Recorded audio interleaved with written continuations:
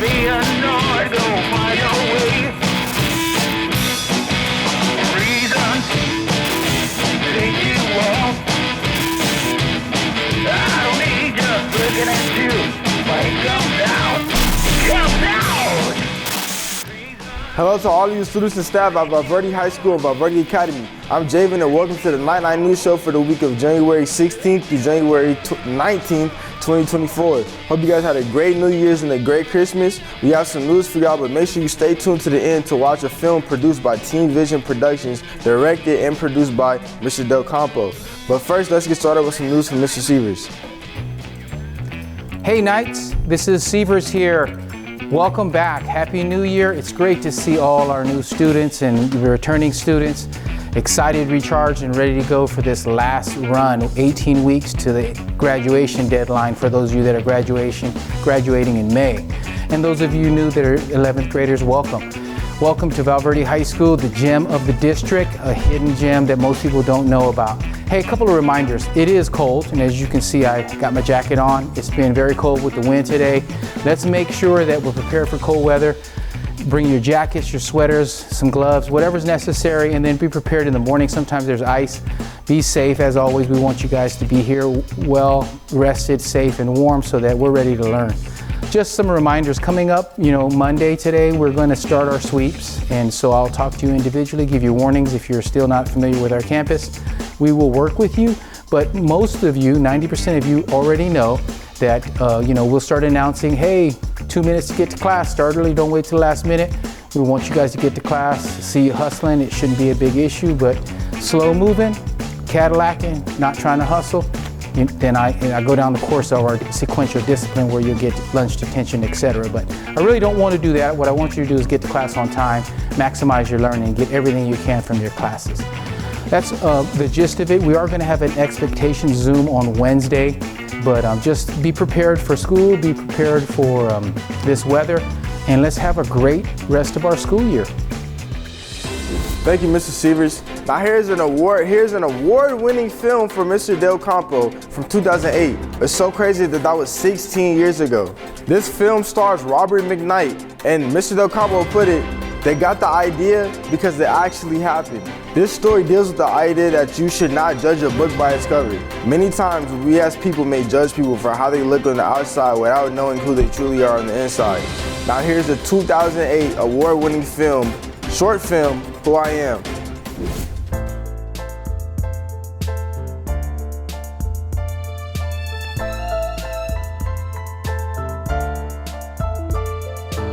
I'm like a book, we can see it's a dog.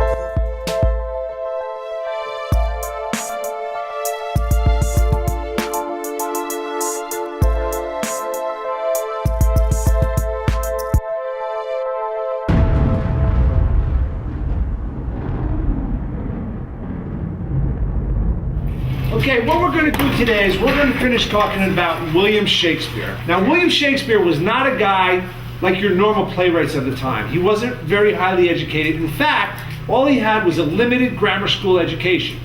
A lot of the people who were writing plays at the time were lawyers and aristocrats, but he was a very humble man from humble origins. In fact, if you based him on his credentials and his background, you would say that, this guy was a nobody. A nobody that became a somebody.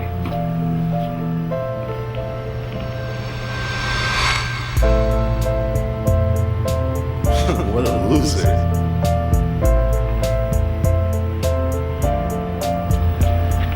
What do we got here? Mr. Robert Jackson. Great. Another knucklehead. Grab a seat, Mr. Jackson. I'll leave this guy. Ew, gross.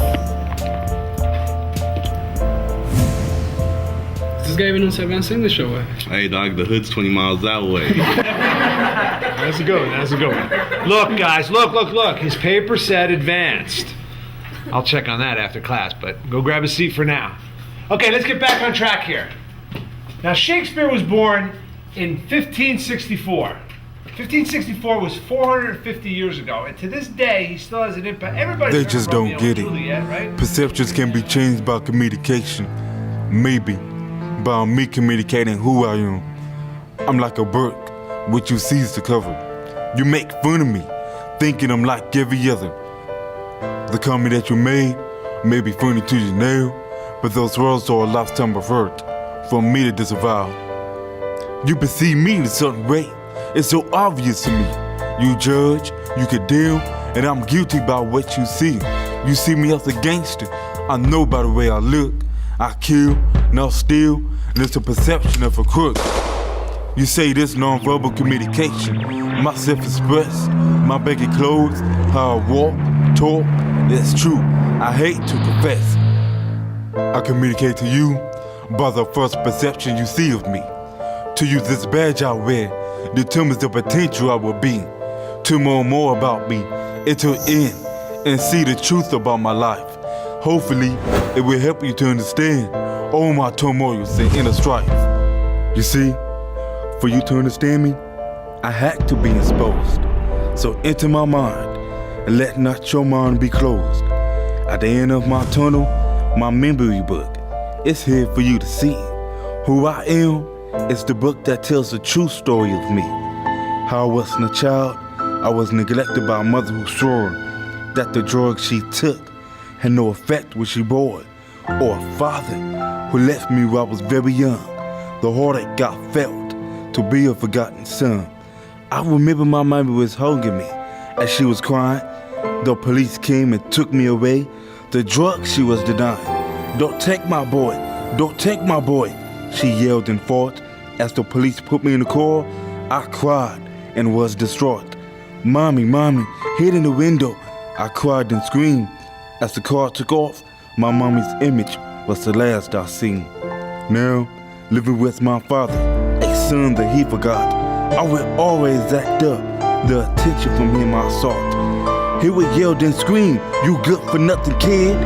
He would take off his belt and beat me for what I did. If only I could tell him in words that I did not know how to say. Please, Daddy, Daddy, it's your love I want every single day. As you view my story, sympathy is not what I want. But for I to communicate to you, don't take my life nonchalant. As you take a look, it is on this chapter which brings up my fears. You see, this is my struggle. I must deal with those car peers. My peers watch me and see if I really do fit in. It's important I tell myself not to be entangled with that sin. They all surround me and taught me to do what they want to do. I can see their faces turning askew. Temptation, peer pressure, lust, and drugs are on their minds, holding me, entangling me, and trapping me with their evil bonds. These habits and strongholds, I must not allow them to infest, for I remember the hurt, the damage my life can truly attest. Generational curses are always try to invade my inner soul. It is these that will hinder me from reaching my highest goal. My aspiration and goals are secret that I have not yet shared. I hide and suppress them, fear of remediation. I'm truly scared. If I do confess them, I fear my dreams may not come to pass. My hope will die, and life will be so hard to sustain and last. But since my book is open, I have no reason to hide. My dream is to be an author of white stories, which will be read worldwide. This is my imagination, stories and stories I truly want to tell. If I can bring joy using my talent, my life will turn out well. There is a beginning, middle, and end that is not yet complete. These are the pages that must be written. My life is not concrete. It is these empty pages that here make my deepest request, that you will look at my heart and the potential I possess. Can you overlook my image? Look deeply, see the real me? I'm trying to communicate. I'm somebody. Can't you see? You who can speak life, a teacher, a parent, or any authority. Can you communicate words of hope, encouraging me? This is my plea. I can be built up or torn down by the words that are spoken. It is these words of love that can heal the life of us who are broken. Last, by me communicating who I am, I hope you can all discover that your perceptions can be changed. Don't judge a book just by its cover. Hamlet, Merchant of Venice, Romeo and Juliet. Here's what I need. Somebody in here give me a famous quote from one of Shakespeare's plays. Stand by. Anyone yell it out. Nicole, help us out. Miriam, give us a famous quote from Shakespeare's play.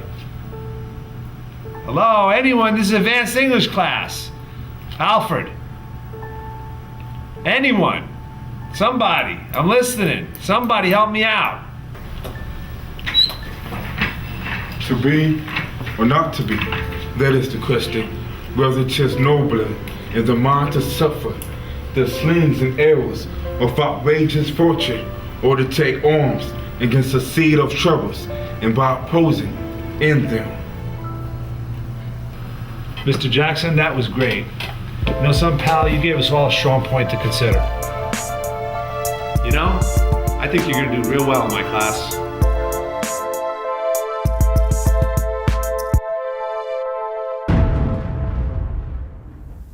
To be or not to be, that is the question.